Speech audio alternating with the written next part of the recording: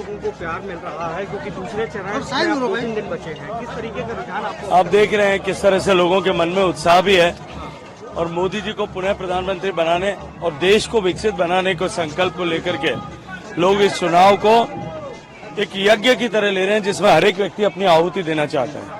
लेकिन विपक्ष दल और तमाम खासतौर पर कांग्रेस पार्टी ये कह रही है कि आप लोगों के पहला चरण अच्छा नहीं रहा और कांग्रेस कम से कम 3 से 4 सीटें जीत रही है, आपका क्या आंकड़ा है? देखिए, परिणाम आने दीजिए, लिख करके रखिए 25 की 25 सीटें भारतीय जनता पार्टी जीतेगी।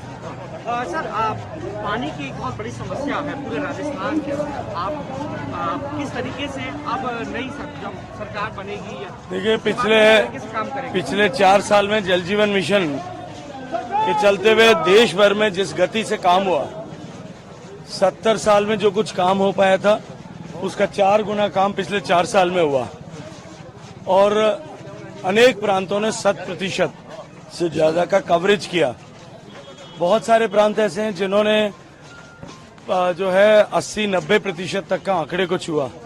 दुर्भाग्य से राजस्थान को देश की सरकार के द्वारा सबसे ज्यादा संसाधन देने के बावजूद भी राजस्थान की सरकार काम नहीं कर पाई और काम नहीं करने के पीछे उनके मन में छुपी हुआ ये डर था कि यदि हर घर तक पानी पहुंचा तो मोदी के प्रति लोगों के मन में श्रद्धा भाव इतना बढ़ जाएगा कि अगले 50 साल भी कांग्रेस पार्टी कभी सरकार में नहीं आ पाएगी। इसलिए जानबूझ करके उन्होंने राजस्थान में ये काम नहीं होने दिया।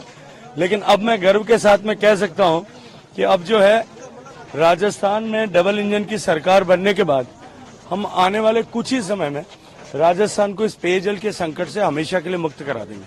कांग्रेस के मैनिफेस्टो पे पिछले 2-3 दिनों से सर लगातार आरोप लग रहे हैं। प्रधानमंत्री मोदी ने तो मंच से कई बातें कही।